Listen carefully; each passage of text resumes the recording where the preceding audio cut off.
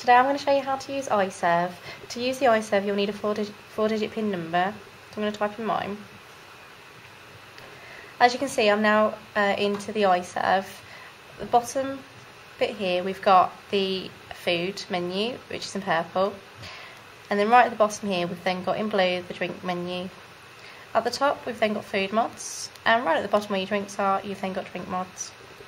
If you gently slide to the left you've then got another menu there. It's exactly the same here, and then you've got the third menu here, which is where you'd start a brand new table and where your order's going to go to, so your shopping basket. Before we do that, if I gently go back, once you get into this screen here, if you press on any of the categories here, it'll automatically take you back into the middle screen, so you can maneuver between the two. So let's start a brand new table. So to start a brand new table, if you press configure top right hand corner and assign a table number. So I'm going to pick any table, number 15. Set the cover count is how many people is on this table, and you set the count. As you can see, I'm now in table 15, which means I'm now ready to do an order. So I'm going to gently slide back to the screen and just pick the order. So the first thing I'm going to do is I'm going to pick a drink. I'm going to pick an alcohol beverage. I'm going to pick a Carling.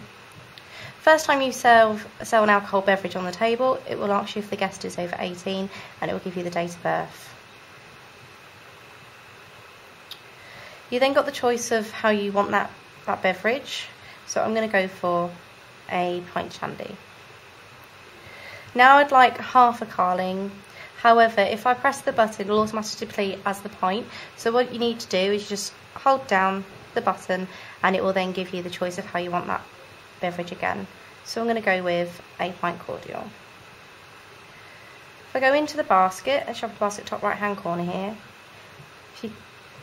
you can gently slide the screen to the left as well if you can't always get into the basket. The way to delete an item is if you gently slide towards the item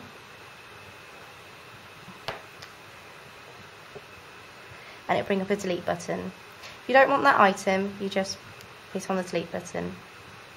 The 2 stars here means that the item hasn't been sent. Before we send it, we're just going to add some food to it. So we're going to go back into the screens here. Let's pick a few items. So I'm going to add a burger. So I'd like a bacon and cheeseburger, and I'm going to add a carb to it. So this is the potatoes or rice. And add fries, and then a sauce to it, the burger mayo. And then I'm going to add that item. Okay. I'm then going to add a early bird meal.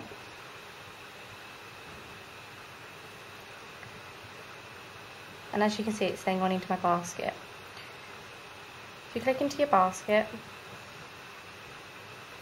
I've got items here that I then can edit choice on. So what I'm going to do is I'm going to add a message to my chicken and bacon stack. So this automatically becomes like a food mod. So I can do a food mod to it if I want. However, if you can't find the food mod that you're looking for, if you just go back into the order pad, click onto the item, and you can now add a message to it. And I'm just going to type no beans. And then you add the message. On this bacon and cheeseburger, I'm going to change one of the carbs on it. So I don't want fries, I'd like mashed potato instead. So if I click onto the item, I then can edit a choice to it. If I click off the item that I don't want, and click on the item that I do want, and then you can just add that.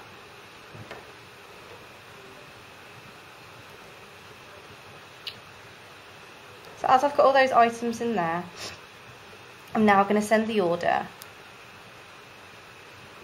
So as you can see, that order has now been sent. So create a new account is a brand new table. So this is where you're going to start a brand new table. Pick up the account is a table that's already open. So you're just going to go back to that table, and continue with the account is the table that's actually in the background at the moment.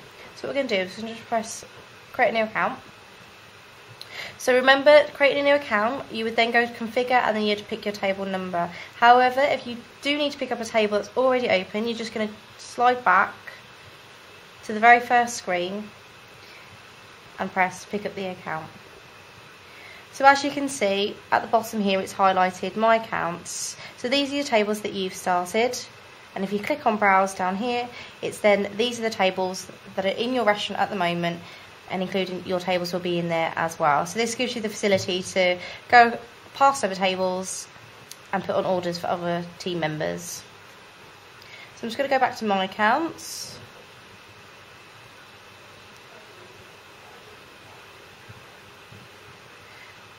I've just opened up table 6, the table I opened up earlier. So what we're going to do is this table would like their bill, so we're just going to press print bill bottom here. As you can see, we've got printer numbers here. There will be printer numbers on your printers in your business, and you can print from any of those printers. So if you are in the kitchen, you can go to the bar and collect your bills. So what we're going to do is we're going to press printer 4 here. As you can see, it then said print the bill. So we've printed the bill for this table, and now all they want to do is just give us some money for this table. So what we're going to do is press cash, bottom left here. And as you can see, you've got the total amount there. If you hit enter, that table is now closed. It then gives you back to that prompting screen of creating a brand new table, picking up an account. However, if this is your last table, you can just press sign out. It then signs you out of the iServe.